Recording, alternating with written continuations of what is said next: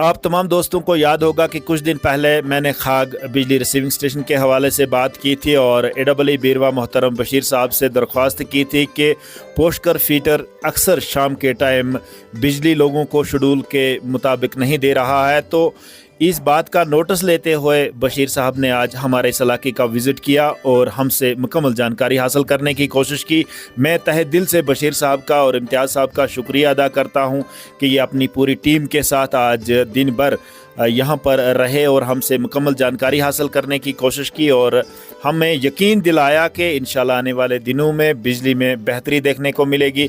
इसके साथ साथ मैं बशीर साहब से एक बार फिर से यही दरख्वास्त कर रहा हूँ यहाँ पर कि इस इलाके में एचटी और एलटी नेटवर्क को ठीक करने की ज़रूरत है। यहाँ पर एचटी के जो पोल लगे हुए हैं उनमें ज़्यादा डिस्टेंस है, बर्फ़ बहुत ज़्यादा गिरती है और बर्फ़ गिरने की वजह से लाइनें ज़मीन के नज़दीक आ जाती है तो कोई हादसा होने का ख़तरा रहता है।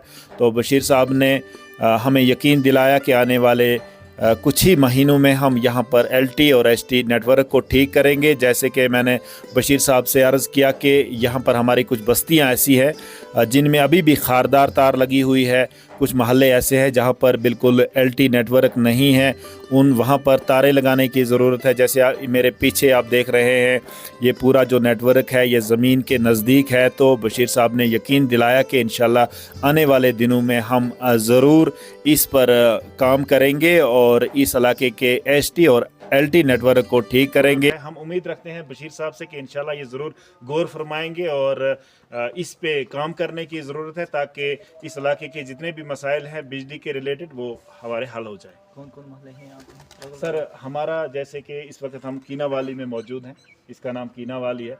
ये पूरी बस्ती जो है सर यहाँ पर एसटी लोग रहते हैं।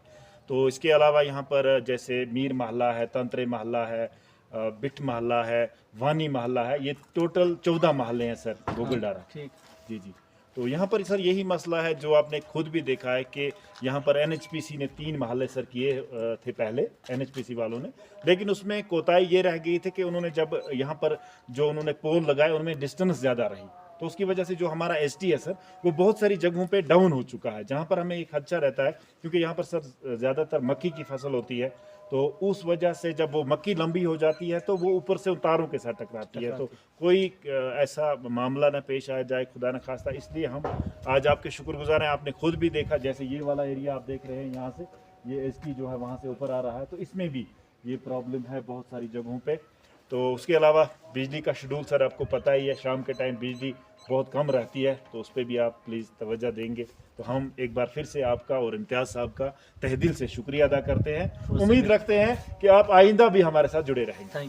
Thank you so much. Thank you.